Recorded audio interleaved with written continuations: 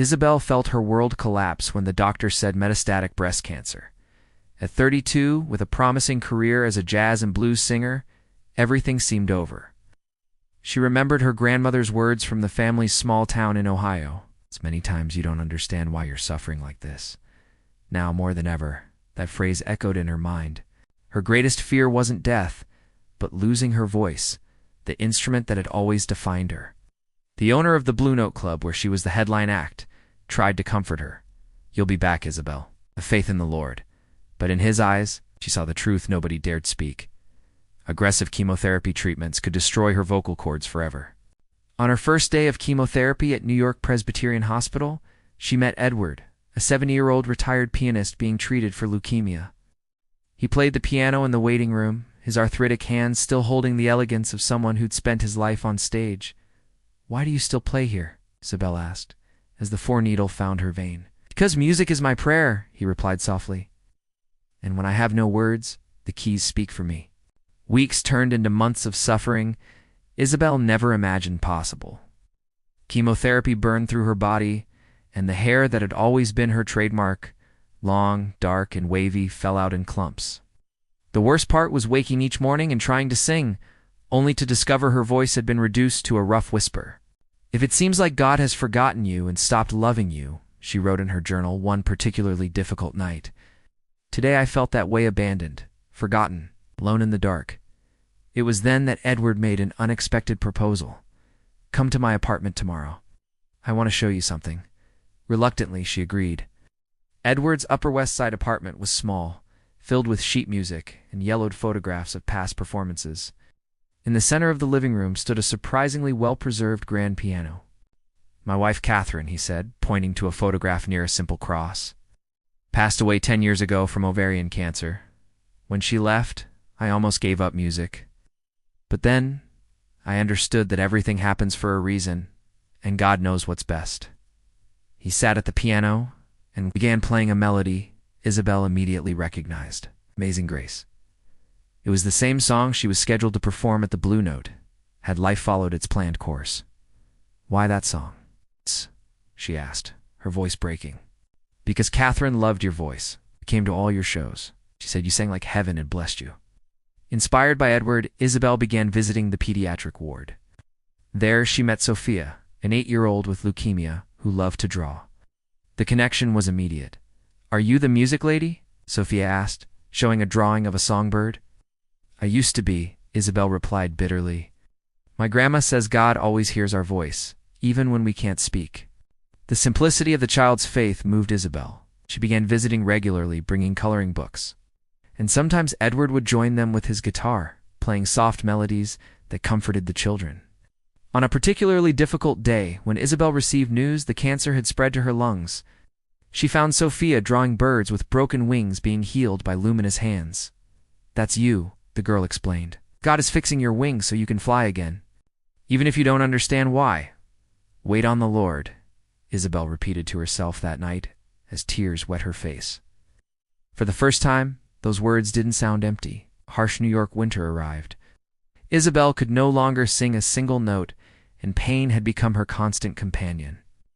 Edward, however, insisted, "Come to the choir I organized here at the hospital." "What for?" She responded bitterly, "To remember what I lost. To remember what can still be gained." Reluctantly, she went. The Hope Choir consisted of patients, family members, and some hospital staff. Edward conducted with infinite patience, adapting songs to include voices of all abilities. The first time she tried singing with the group, Isabel could barely produce sound. Frustration overwhelmed her, and she left in tears. Edward followed her. "You know, Isabel," he said calmly, "my hands don't have the agility they once did. I make mistakes I never would have before. But I continue because let God work in your being, even if it costs you suffering." Those words haunted her in the following days. She began noticing something curious when she sang with the group. Focused not on her individual performance but on the collective sound, her voice, though unrecognizable, still found its place. It was Sophia who made the discovery. During a chemotherapy session, while Isabel read to her, the girl interrupted, "Your voice is different, but it's still pretty. It sounds ... softer." Isabel smiled, attributing the comment to childish innocence. But later, reflecting, she realized the girl was right.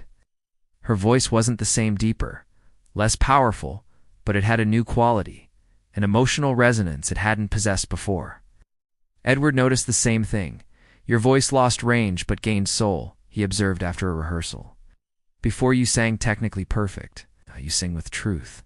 Trust in God, and He will do everything. Isabel began to understand that perhaps her purpose wasn't to return to the stage as the star she'd been, but to discover a new way to serve through music. She and Edward began composing together. He wrote melodies, she worked on arrangements and lyrics. Their first song, The Silent Warrior's Song, spoke about finding voice in silence and strength in vulnerability. The news came as a shock. Sophia needed a bone marrow transplant, and there were no compatible donors in her family. The girl, however, maintained a serenity that moved everyone. God will help me, she said with childlike conviction. He always helps. Isabel organized a donor drive at the hospital, using the choir as the main attraction. The day of the event, even with a weak voice, she sang in public for the first time since her diagnosis. It wasn't the perfect performance of before. There were flaws, notes she couldn't reach. Moments of insecurity, but every word carried genuine emotion that deeply touched those listening. Hundreds of people came to register as donors. Among them, a young nurse turned out to be compatible with Sophia. The transplant was scheduled for the following month. Even what seems most difficult or impossible, Isabel wrote in her journal that night. Today I witnessed it. Shortly before Sophia's transplant, Isabel received her latest scan results. The cancer was no longer responding to chemotherapy. Options were running out. That desperate night, sitting alone in her apartment, she took up her journal for what felt like the last time. God, where are you? Why give me a glimpse of purpose only to take it away? The phone rang. It was Edward. I'm in the hospital chapel. I need to show you something.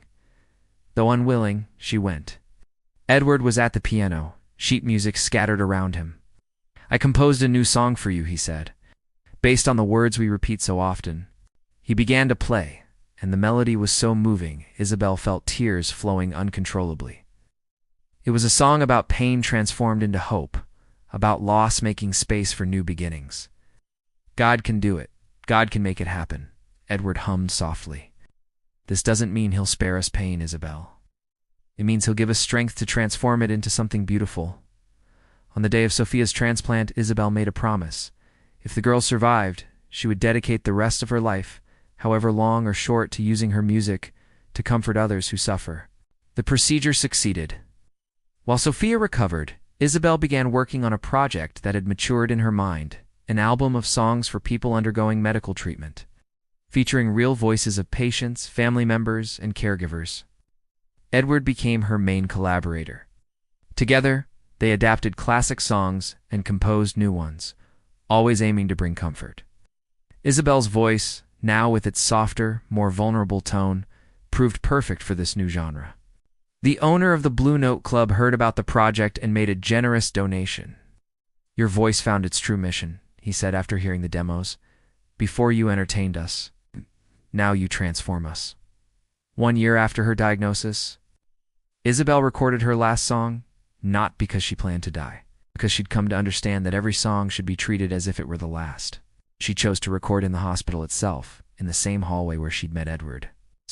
Patients, doctors, nurses, and family members formed the choir. Sophia, now in remission, held her hand. The song was simple, based on the words that had sustained Isabel through her journey. When she sang the chorus, God can do it, He can do even the impossible, there wasn't a single dry eye in the room. At the end of the recording, something miraculous happened.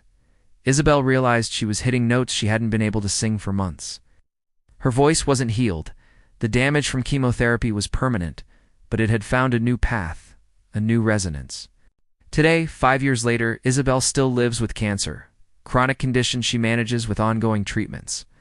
Her album, Songs of the Solo Path, became an unexpected success, used in hospitals and support groups across the country. Edward, now 75, remains her musical partner. Together they founded an organization that brings music and emotional support to patients with serious illnesses.